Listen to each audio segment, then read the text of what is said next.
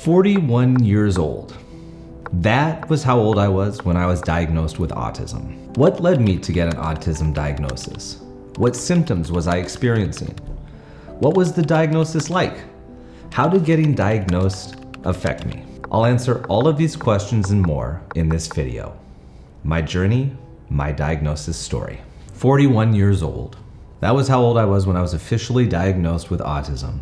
But my story doesn't start there. It starts much earlier, as early as I can remember. I didn't talk much as a young child. It was hard for me to make friends and even harder to keep them. I spent a lot of my childhood confused, overwhelmed, and hiding in a basement or broom closets. I've always known that I have been different and that I had what I viewed as some problems in my brain. And most of them revolved interacting with people. How other people interacted, I was able to observe and see things, how they were comfortable in social situations. They actually wanted to go and do things with other people or go new places.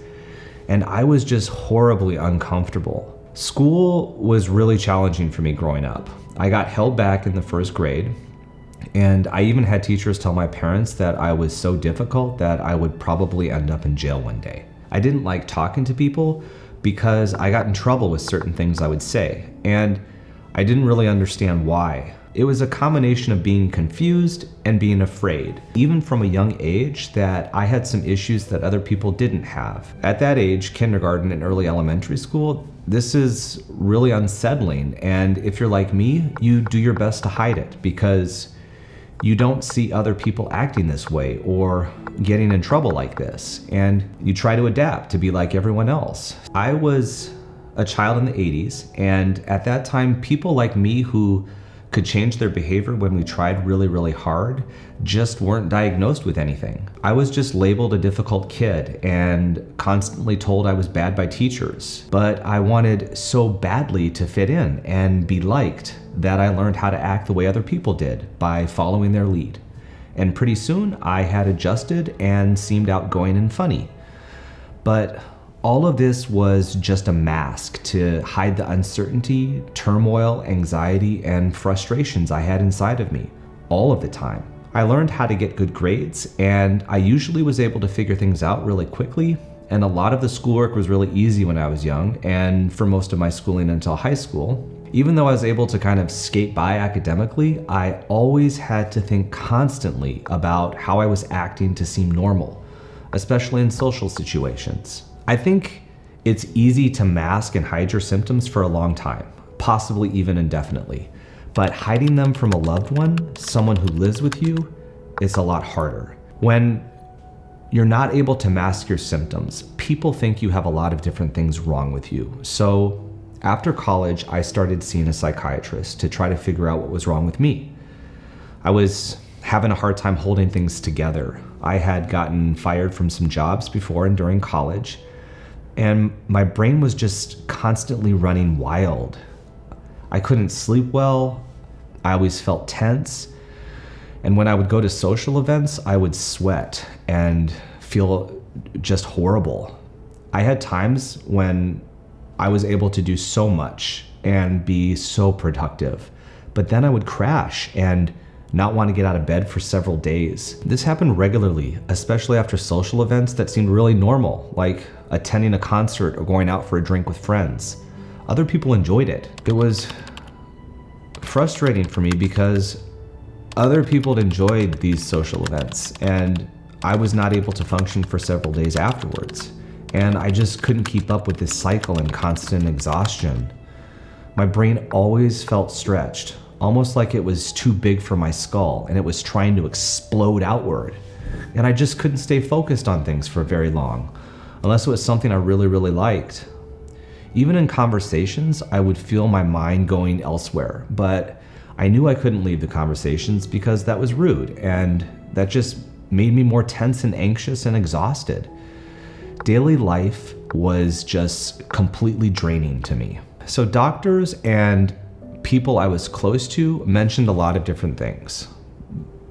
I heard generalized anxiety disorder, agoraphobia, split personalities, even bipolar.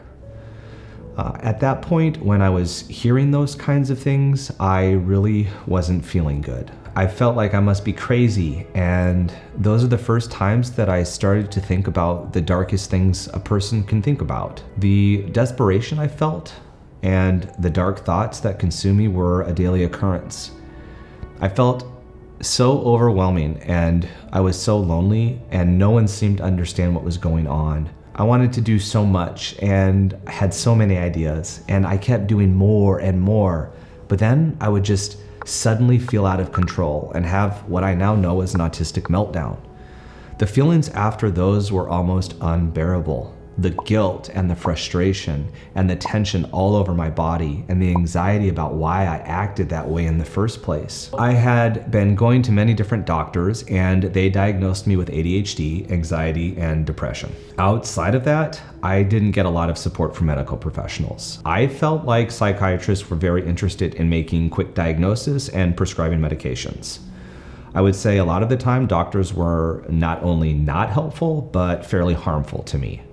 None of them were very interested in my symptoms, getting to know me as a person. They just seemed to be looking at the clock and only worried about how much time we had in our sessions. They gave me tons of medicines that seemed to make my stomach pains worse, and my anxiety got worse and worse and worse. So then what happened is I experienced my first real dose of autistic burnout, but I didn't even know at that time that I had autism. I would say that the period of the COVID pandemic really pushed me into a dark phase of burnout. This was the darkest phase of my life, where I couldn't see a way out or a way to improve things. I had meltdowns, if not daily, then weekly. I was constantly exhausted and throwing up. I had diarrhea all the time. I was having difficulty piecing full sentences together. My whole body hurt from muscle aches. I had constant headaches. I always felt hot, even when I was sitting in the AC. I felt like my head was being crushed. Everything was laborious. Brushing my teeth, going to the bathroom, eating and drinking. The government here shut down my business with less than 24 hours notice, and I had to adapt. I had to spend almost every hour of the day, 16 to 18 hours a day, working and trying to push through. I would wake up, do my diarrhea sessions, throw up, and then go back to work. Sometimes I would just go in the bathroom and throw up and cry in the shower. And then I'd get right back to work. And this cycle kept going because all of my life's work was in this. My passions, my schools, the students and the families that were part of our organization. I had a staff of 70 people at that time, and many of them were like family. The government here was supporting some businesses financially, but my staff were non-citizens who were all legally working in the country, all paying taxes, all paying insurance, but the government wouldn't compensate, and it was my responsibility to keep them all employed and salaried. My competitors were given at least some compensation for their staff who were citizens, but because I employed diverse staff, I felt like I was being punished because I was given virtually no assistance except a small amount for my Taiwanese staff. I also was closed down so abruptly that it really left me feeling completely unstable. Like I couldn't trust the decisions that were being made that directly impacted me, and I had no say in it. And as many government offices as I went to, none would let me in to speak to people because of their COVID regulations. The few individuals I was able to talk to either laughed at me or acted like I should just go back to my home country. So there were brief moments of reprieve once the borders reopened, and I would recover a tremendous amount during these periods, but then I would come back to Taiwan and the cycle would begin again. Looking back, I can see a lot of it was connected to my autism, but also to the feelings of uncertainty and the fact that all of my routines, all the consistency and things I could control were completely turned upside down overnight during the pandemic. So I still feel pretty frustrated and upset by how that all happened. But I think at that point, this was also when Debbie was doing her initial research and she was hypothesizing about what it could be. Debbie was really worried about it being a possibility that I had bipolar, because I had family who had been diagnosed with this. Now we know that they were wrongfully diagnosed, but Anyway, not everything fit, but her goal became one of discovery. What is going on with my husband? She knew I had seen medical professionals in university. I had seen doctors in the US, Canada, and Taiwan, but none of them were shedding any light on what was happening. She kept dragging me to different doctors because surely that would be how to learn what was going on, but nothing seemed to work, and it was exhausting to me. It was around this time that she also began working really closely with a student who had been recently diagnosed with autism. He had been impacted so much by the COVID policies and the wearing of medical masks during COVID that happened for a long time. And he was struggling in classes and school with socializing and understanding his classmates' reactions and feelings. She grew to really connect well with this student and was trying to find ways to reach him and help him. But in the process, she was really reading all the time about autism, books and research papers, and talking to her friends in education in the US. She was sucking it all up. And after a while, I noticed that she was beginning to push some of the information my way. I was reading the content because I was in education, and I knew we had some students on the spectrum. And I wanted to know more about it and make sure our teachers were supported and that we were providing quality education to our students. I didn't realize it, but it was also Debby trying to introduce the idea of autism to me as something I might also have. She did this in very small bite-sized pieces because she had broached the subject a while earlier, and I honestly completely shut it down. And when I shut something down, I'm not an easy person to talk to. I remember thinking autism was okay for children, but it wasn't okay for me. I didn't understand the wide spectrum of autism at that time, and I just didn't think that could be me. When I was in college, I was a caretaker for a high support autistic individual, and that was what I thought about with adult autism. I shut that down pretty ferociously, and I remember getting angry. So then she just started sliding me content and materials for me to read, and I just assumed it was for education purposes for our school and students. I had no qualms about reading it, but through all the literature, the articles, the books, I never connected anything to myself. And I think for Debby, it was disappointing and kind of, you get to a certain spot where you're running out of options. She was seeing that my mental health was getting worse and the meltdowns were getting more sporadic. I was having a difficult time buying into some of the elements that would have been helpful. And now that I look back on it, I realize it's partially because of the combination of ADHD and autism that really prevented some of those adjustments that I needed to become habitual. So I was still unaware that I had autism, but by this point, Debby was pretty convinced I had autism. She had tried bringing it up in conversation with me, and I had shut it down multiple times. And then she tried pushing information and literature at me, and I still wasn't seeing it. I was going to a psychiatrist to keep up with my ADHD and the medicines I was taking with that, and working through sleep issues that I was facing. I also had been seeing a bunch of other doctors for all of the symptoms I had. Gastric issues, lung problems, coughing constantly, which happened long before COVID. I was waking up at night to go pee, but I was never fully finishing, so that was impacting my sleep. I had skin problems, so I had to deal with that. Really painful splotches on my face that stung and itched and burned. I had to see a back doctor. I tried acupuncture and physical therapy and dry needling because I had back pain that even led me to needing an ambulance to take me to the hospital because I couldn't move some days. I had eye and lip twitches and muscle spasms. Certain spots on my back would itch constantly, and no matter how much lotion or cleaning or anything I did, I couldn't get the itch to stop. Through all of this, the doctors kept testing me, and they could never find anything medically wrong. It was so frustrating and fairly humiliating because they basically made me believe it was all in my head, and they acted like I was making everything up. All the pain in my body was somehow not real because they couldn't figure it out. So anyways, I was seeing a psychiatrist for ADHD and sleep and depression and anxiety. And Debbie asked if she could join one of the sessions to share some of the symptoms, to let my doctor know everything that was happening and make sure he knew the full story.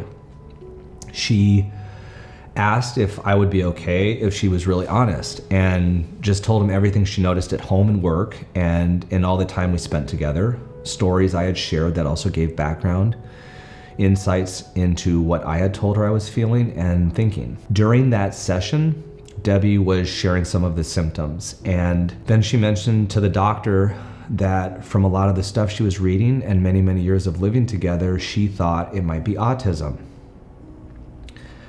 Now, I knew I had agreed to this beforehand, but I didn't know Debbie was going to mention autism.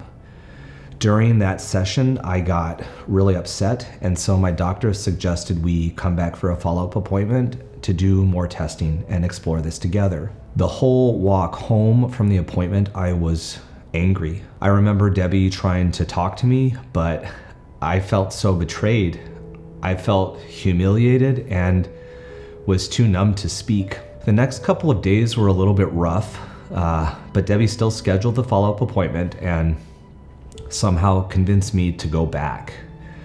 So we did the follow-up appointment and I did tests, and after it was done, I wanted to know the results, but he said he needed time to process the information and we could discuss during a follow-up appointment. So later that week, we scheduled another appointment with him and he diagnosed me with autism.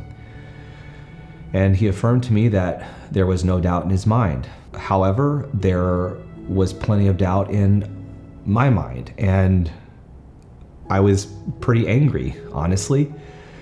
So I asked him, "Are you a specialist in autism? Is there any possibility that this could be a misdiagnosis?" And I think he might have gotten his feelings a little hurt, but he told me I could see this lady whose specialty is adult autism. And I left quite unhappy, but I hid it for the most part until I got home, and Debbie knew. I didn't really talk to her about it for a while. I stayed angry for a couple of weeks. I mean, when I first got home, I locked myself in the bathroom and bawled in the shower. For some people, I know it's a relief getting this diagnosis, but for me, I felt overwhelmed and horrible. As the days pass, I started to think about it a little bit more, and I agreed to meet with a psychiatrist who specialized in adult autism.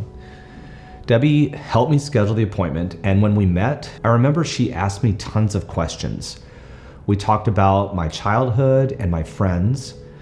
She asked a lot about my school experiences. She asked a lot about things that were frustrating and challenging for me. I remember that she spoke to Debbie in private, too. Unlike the other medical professionals, she was interested in all of my symptoms, from my bladder to my stomach to my skin, the muscle tension I always have, and everything else. She asked questions about my sleep issues. She asked about my response to certain sensory stimuli. She asked me questions about temperature and how the heat bothers me. And she was really interested in that and how it affects my body. To what extent does it bother me? I think it was hours of questions over the course of 2 sessions, and it was exhausting. And sometimes I felt like she was asking the same questions that she'd already asked earlier. She also knew that this was a second opinion, and I think she also understood I wasn't super excited about the first diagnosis. But after our meeting, she gave me her official diagnosis and also some other information. I remember hearing it and wanting to cry. She pulled her chair close to me, and I remember exactly what she said. She said, "You've always been autistic, and you're still the same person. It's not like you ate the wrong food or injected something and developed a disease. It's still you." And she told me that autism poses a lot of challenges, but based on my symptoms, I had been through a lot already, especially the negatives. But once I could get a plan and structure for my life in place, I could really improve it and start to actually see some of the benefits of being a low support autistic person. Since then, I have been working with my wife a ton on this. We have tweaked a lot of things in our schedules to help rebalance things, which has really helped me a lot. We're still working on figuring out what works for my diet, but we understand better that a lot of my stomach issues are also connected to ASD. I revisited some of the content about autism that I had read earlier and looked at it from another lens.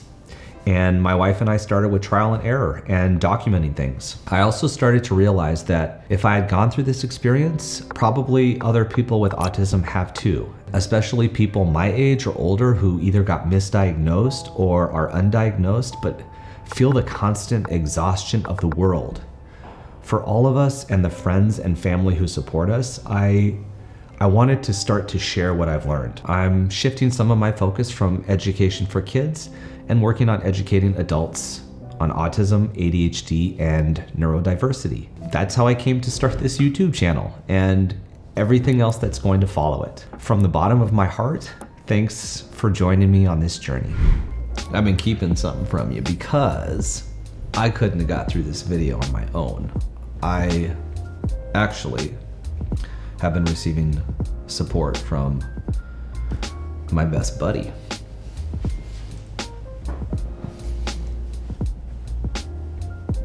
This little guy. This was the hardest thing I have ever filmed. One of the hardest things I've ever done, actually. So, I hope it helps.